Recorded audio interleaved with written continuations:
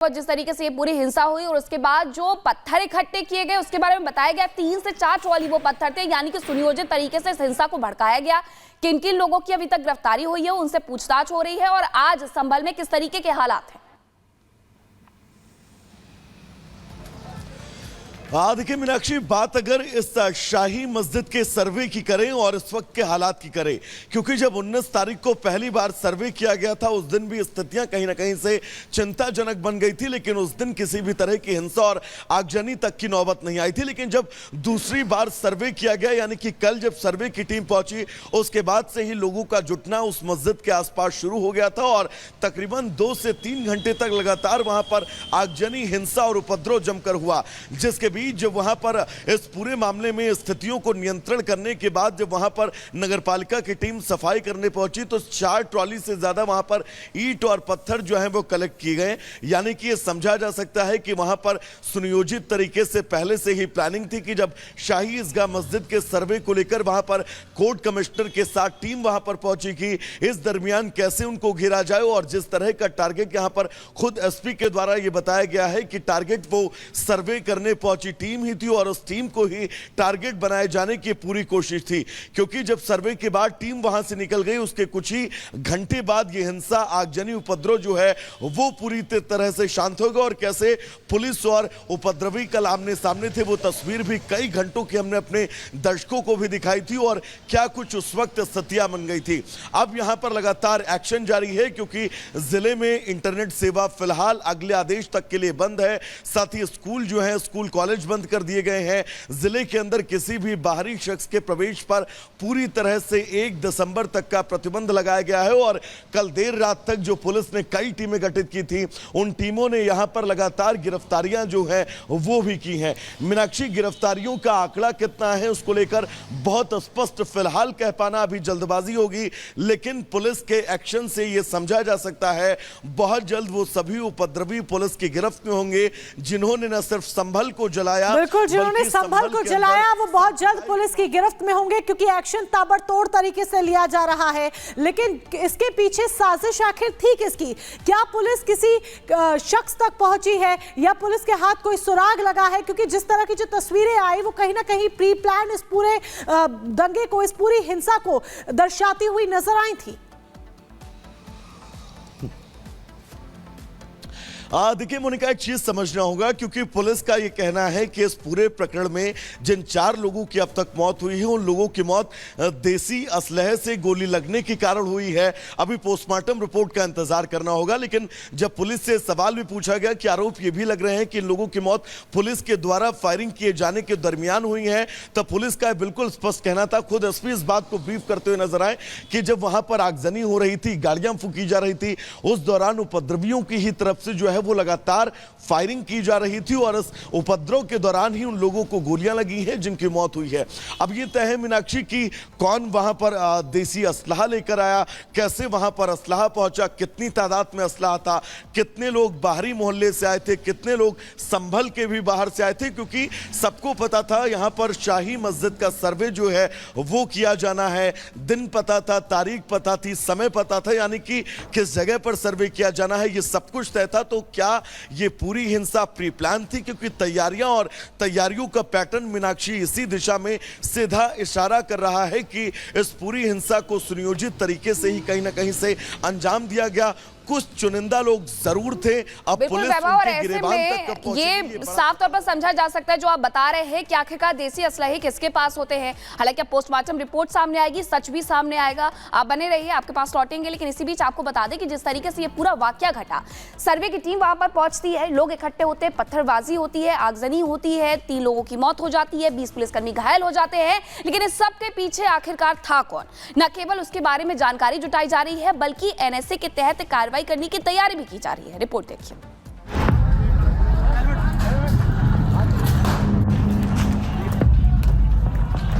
संभल की सड़कों पर पत्थरों का सैलाब,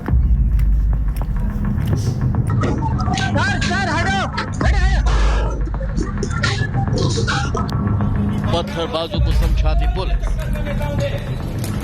अपने नेताओं के चक्कर में अपना भविष्य बर्बाद मत करो। सड़कों पर जलती गाड़ियां,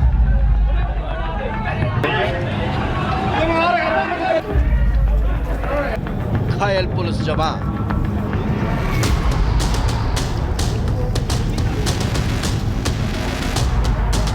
ये तस्वीरें गवाह हैं उस प्रायोजित साजिश की जो मस्जिद के सर्वे से पहले रची गई। कोर्ट के आदेश पर उपद्रवियों के पत्थरों ने ये साबित कर दिया कि उन्हें न तो कानून का डर है और न कि संविधान पर भरोसा। उन्हें बस प्यार है तो दंगा और बवाल से। संभल हिंसा में 3 लोगों की मौत हो गई जबकि कई लोगों के घायल होने की खबर है। पुलिस पर इस कदर पत्थर बरसे कि किसी पुलिस वाले के सिर पर चोट आई तो किसी के पैर पर तो किसी के हाथ पर। उपद्रवियों के सिर पर खून सवार था और वो मरने मारने पर आमादा थे। इस हिंसा के पीछे चुनावी कनेक्शन की बात भी कही जा रही है और हिंसा के बाद सियासी बयानबाजी भी इस तरफ इशारा कर रही है। संभल में अरे ठीक हुआ जो हुआ सो हम क्या करें। तो होगी पत्थरबाजी, पुलिस ऐसा कार्रवाई करेगी, बूथ लूटेगी अगर तो आगे चल के लोग क्या करेंगे, निराश होकर। सर्वे के दौरान भड़की हिंसा के बाद से पुलिस का एक्शन जारी है। दंगाइयों को शायद ये नहीं पता था कि उनकी हर हरकत कैमरे में कैद हो रही है और अब इन्हीं कैमरों के जरिए धरपकड़ भी शुरू हो गई।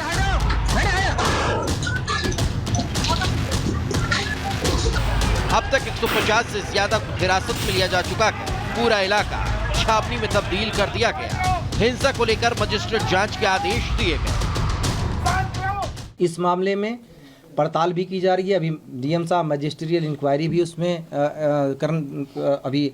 करने जा रहे हैं, उसका भी आदेश कर रहे हैं। तो मजिस्ट्रियल इंक्वायरी भी होगी। इसमें किसी भी तरीके की, चाहे जिसने भी उकसावा किया हो, चाहे जो भी आया हो, इनमें से किसी को भी नहीं छोड़ा जाएगा। बहुत स्पष्ट है कि जामा मस्जिद के सामने इकट्ठे होने की कोई आवश्यकता नहीं थी। हिंसा को लेकर पुलिस ने एहतियातन कई कदम उठाए। संभल हिंसा पर एक्शन, ड्रोन के जरिए पूरे इलाके की निगरानी, पूरे इलाके में यूपी पुलिस और सेंट्रल फोर्स की तैनाती, सीसीटीवी के जरिए आरोपियों की पहचान की जा रही है। संभल में 24 घंटे के लिए इंटरनेट बंद किया, 1 दिन के लिए सभी स्कूल को बंद किया। 1 दिसंबर तक संभल में बाहरी लोगों के आने पर बैन, आरोपियों पर एनएसए लगाने की तैयारी। संभल हिंसा पर सीएम योगी भी नजर बनाए हुए हैं। वो लगातार अधिकारियों के संपर्क में हैं, पल पल की रिपोर्ट ले रहे हैं। सीएम योगी का संदेश साफ है, छेड़ने वालों को छोड़ा नहीं जाएगा। Bureau report, Republic Bharat. बहरहाल संभल पर पूरी तरीके से फोकस किया जा रहा है कि किसी भी तरह से अराजकता ना फैलाने पाए। वैभव हमारे साथ लगातार बने हुए हैं। वैभव, प्रशासन फोकस तो कर रहा है, भारी संख्या में पुलिस फोर्स भी तैनात है, लेकिन सोशल मीडिया के जरिए भी कई तरह के सवाल किए जा रहे हैं।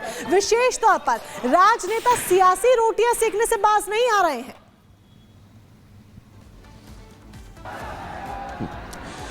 देखिए मोनिका, अगर बात सियासत की करें तो इस पूरे मामले में अब जमकर सियासत हो रही है, क्योंकि जब इस पूरे मामले में याचिका डाली गई और हरिहर मंदिर होने का दावा किया गया, उसमें भी इस बात का स्पष्टीकरण दिया गया कि 1529 ईस्वी में जब बाबर का शासनकाल था, उस दरमियान इस हरिहर मंदिर को तोड़ा गया और हिंदुओं का दावा यह है कि यहां पर ही भगवान विष्णु के 10वें अवतार यानी कि जो भगवान का कल्कि अवतार होगा, उसका जन्म इसी जगह पर होना है। और कई किताबों का जिक्र भी किया, फिर चाहे वो बाबर का जिक्र किया गया हो, चाहे आईने अकबरी का जिक्र किया गया हो, और उसके पैरा का भी इस याचिका में जिक्र किया गया है, जहां पर इस जगह पर हरिहर मंदिर होने का दावा जो है वो किया जा रहा है। यानी कि स्थितियां बिल्कुल स्पष्ट हैं और कोर्ट ने भी इस एप्लीकेशन को एप्लीकेबल इसलिए माना क्योंकि 1991 का जो एक्ट है, उस एक्ट को ये बाधित नहीं करता है और हिंदुओं का दावा इस जगह पर जो है वो लगातार पूजा पाठ किए जाने को लेकर भी था और इस जगह की जो भौगोलिक परिस्थितियां हैं, उन परिस्थितियों को न परिवर्तित किए जाने को लेकर भी हिंदू पक्ष जो है वो बातचीत करता रहता है। यानी कि इस तमाम बातों को समझकर ही कोर्ट ने इस पूरे मामले को सुनने योग्य माना, कैपेबल माना और इस पूरे मामले में